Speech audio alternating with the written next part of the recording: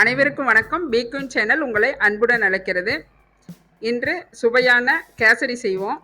இந்த மெத்தடில் கேசரி செஞ்சு பாருங்க. ஒரு நாள் ஃபுல்லாக சாஃப்டாக இருக்கும். அப்படியே வாயில் வச்சோன்னா கரையும். அதுக்கு ஒரு அரை கப் ரவை நான் எடுத்துருக்கிறேன். அரை கப் ரவை இதுக்கு போதுமானது. சர்க்கரை வந்து அரை கப்பை விட கொஞ்சம் கம்மியாக எடுத்திருக்கேன். அந்த டேஸ்ட்டு கரெக்டாக இருக்கும். தேவையான அளவு நெய் எடுத்துக்கோங்க. நான் வந்து இந்த அளவு எடுத்திருக்கேன்.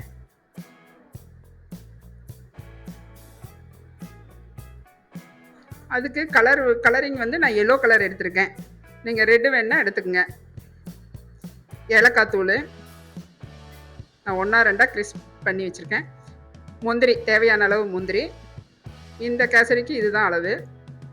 நான் அரை கப்பு ரவைக்கு நான் 1.5 கப்பு தண்ணி எடுத்திருக்கேன்.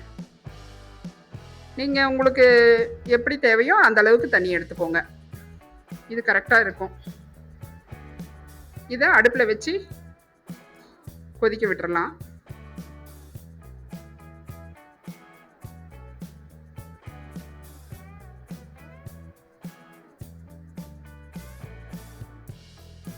இன்னொரு அடுப்பில் ஒரு கடாய் வச்சு அதில் 2-3 ஸ்பூன் நெய் விட்டு மெல்ட் பண்ணிக்கலாம்.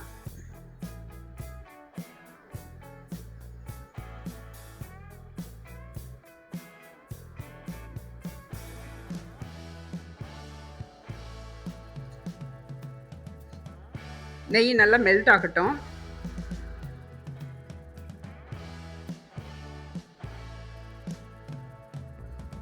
அதில் ரவையை கொட்டி வறுத்துக்கலாம். நெய்யும் ரவையும் சேர்ந்து வறுபடட்டும். இந்த மெத்தடில் செய்யும்போது கேசரி சாப்பிட அவ்வளோ சாஃப்டாக இருக்கும். நீங்கள் இந்த மெத்தடில் ட்ரை பண்ணி பாருங்கள்.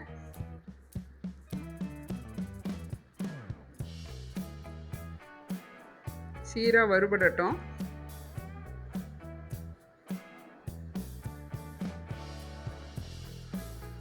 தண்ணி நல்லா கொதிநிலைக்கு வரட்டும். அப்போ தான் ரெண்டையும் மிங்கிள் பண்ண முடியும். ரவை நல்லா வறுபடுது.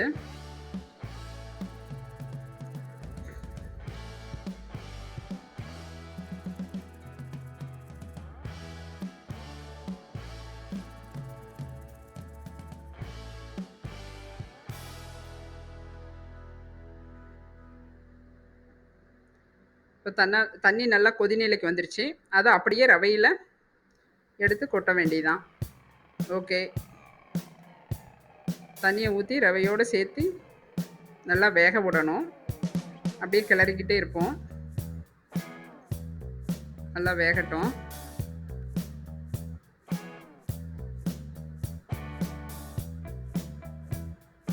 இதில் கொஞ்சம் போல் நான் எல்லோ கலர் பொடி சேர்த்திக்கிறேன்.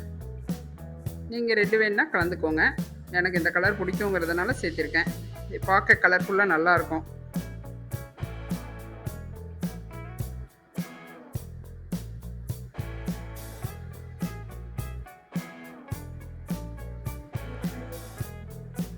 இதில் கொஞ்சம் ஏலக்காய் பொடி போட்டுக்கலாம். இதில் சர்க்கரை எடுத்து வச்ச அளவு சர்க்கரையும் எடுத்து போட்டுக்கலாம். சர்க்கரையும் ரவையும் நல்லா மெல்ட் ஆகி வேகட்டும்.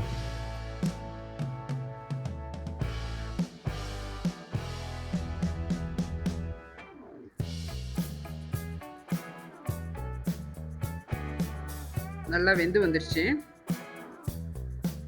இப்போ அடுப்பை ஆன் பண்ணி ஒரு தடுக்கா ஃபேன் வச்சு அதில் நெய் ஒரு 3 ஸ்பூன் ஊற்றுவோம்.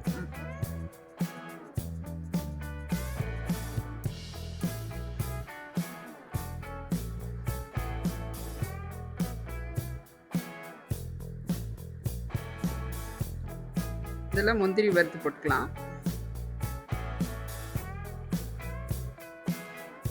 ரவை இருக்கிற அடுப்பை வந்து கம்மியாக வச்சுப்போம். நெய் மெல்ட் ஆகிடுச்சு.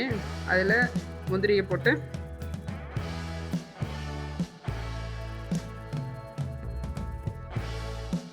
நல்லா வறுபடட்டும்.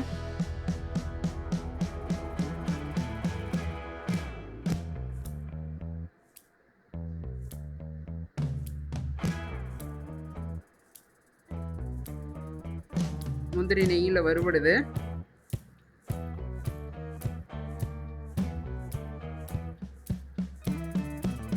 வறுபட்டுருச்சு.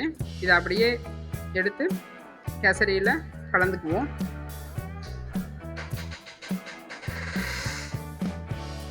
அவ்வளோதான், சுவையான கேசரி ரெடி. பார்க்கவே அழகா எல்லோயிஷாக இருக்குது. இதை சாப்பிட சர்வ் பண்ணிடலாம். சூடாக இருக்கும்போது நல்ல ஜூஸியாக இருக்குது பாருங்கள். சூப்பராக இருக்குது. நீங்களும் இதே மெத்தடில் செஞ்சு டேஸ்ட் பண்ணி பாருங்கள். பிடிச்சிருந்தால் லைக் பண்ணுங்கள், ஷேர் பண்ணுங்கள், கமெண்ட் பண்ணுங்கள், சப்ஸ்கிரைப் பண்ணுங்கள். மீண்டும் அடுத்த வீடியோவில் சந்திக்கலாம். நன்றி, வணக்கம்.